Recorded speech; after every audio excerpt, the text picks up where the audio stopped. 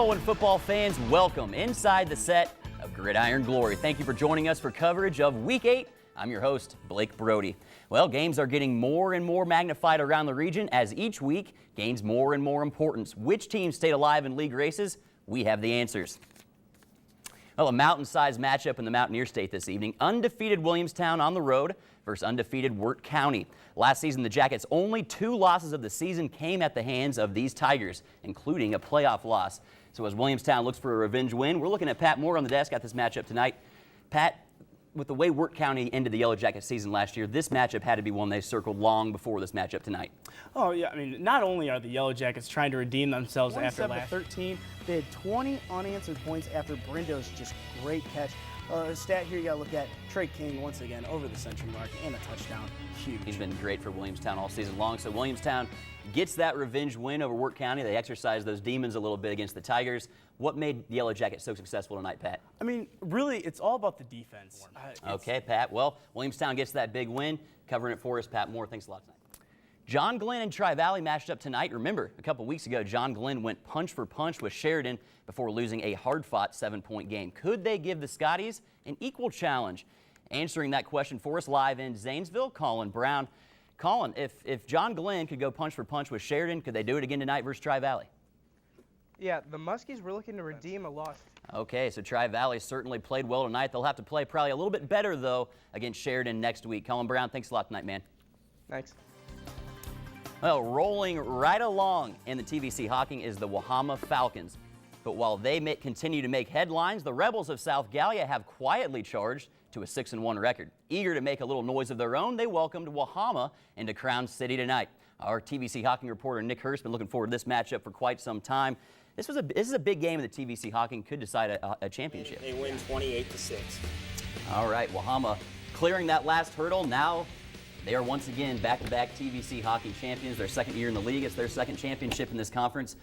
When you look at this team as a whole, what is it about this team that makes them so successful in the Hawking? Well, they have so many ways to beat you besides. Okay, so on the other side of things, South Gallia, they fall to 6-2 now. Surely they'll stay in that playoff picture, though, Division 6. What can they take out of tonight as a positive, if anything? Well, they did play very well. They did. Well, it's Fan of the Week time, and so far through 2 weeks, the atmospheres I've been around have been unbelievably receptive and full of energy. But tonight, I was in Gloucester for Trimble's matchup with South Gallia, and it took a little warming up from the Tomcat fans before I found this week's Fan of the Week.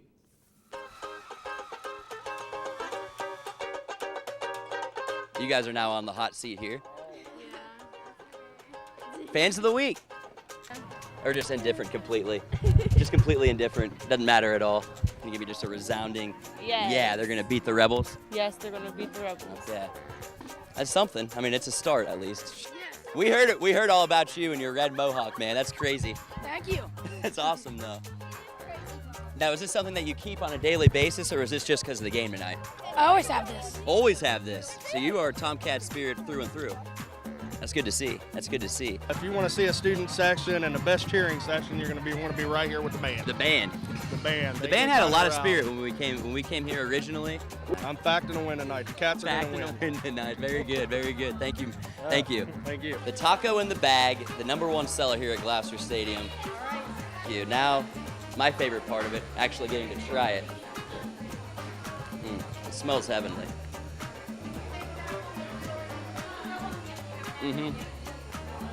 Splendid. The search for our Week 3 Fan of the Week took a little while here in Gloucester, but when we saw Brandon and the red mohawk, it was game over for us. We found it right then and there. And Brandon, I'm happy to announce that you are our Week 3 Gridiron Glory Fan of the Week.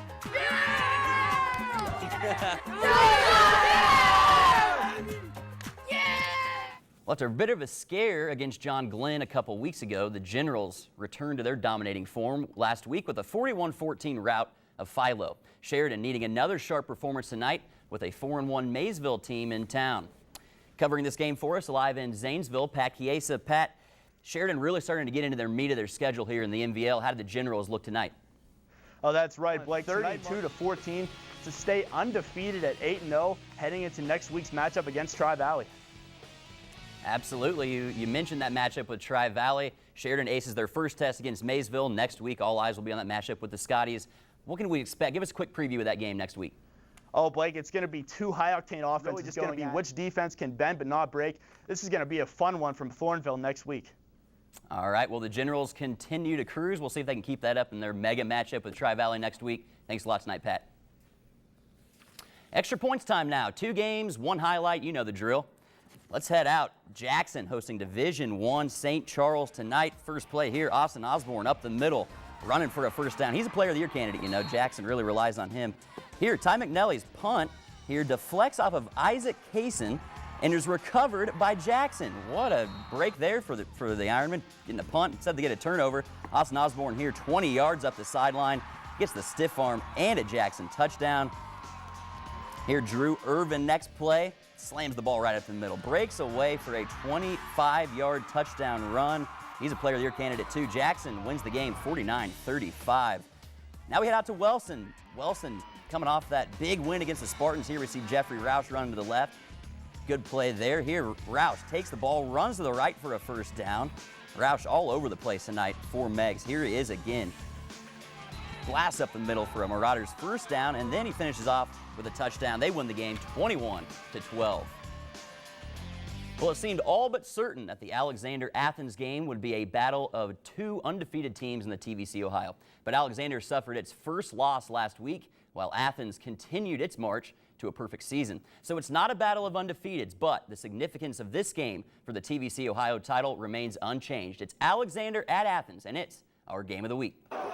At this mega matchup in the Ohio Forest tonight, our TVC Ohio reporter, Mark Pierce. Mark, huge game for the Spartans to stay alive in the TVC Ohio chase, but the Bulldogs could officially eliminate them with a win tonight. Right, and Blake, this is a huge matchup, and we expected it to be intense. Score, Blake, and really, it was all Bulldogs for the entire game. Yeah, it certainly looks like it, man. None of us saw this coming tonight. So what went wrong for Alexander, and what went so right for the Bulldogs? Exceptions, and that's not going to do it against a Bulldogs defense that has been playing as consistently as they have all year.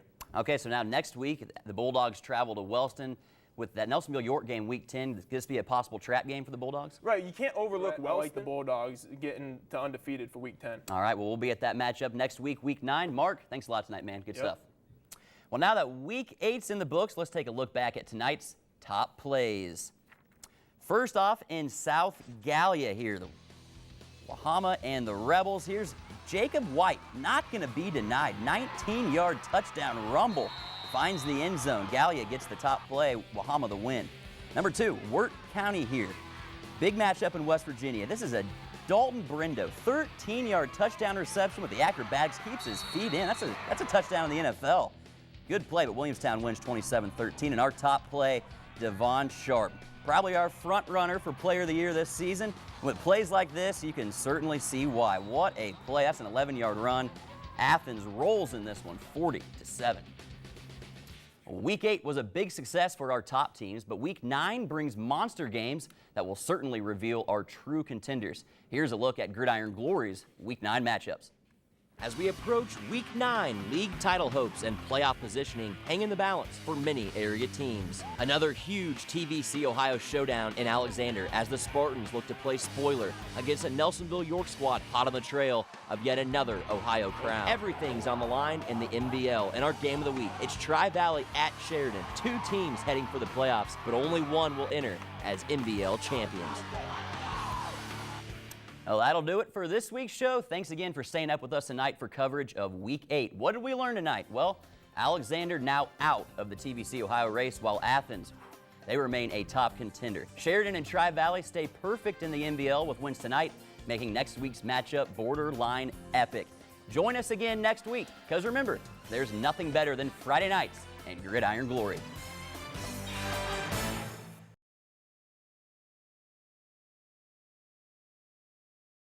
How's it going, football fans? Welcome inside the set.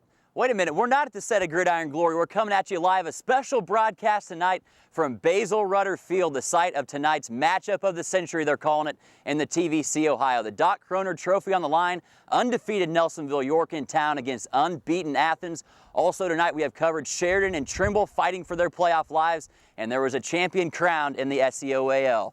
But the matchup of the night came right here at Basil Rutter. The Buckeyes and the Bulldogs, 9-0 versus 9-0. It's been a matchup we've been anticipating all season long. Two teams who've been on a collision course the entire season, and tonight their paths finally crossed.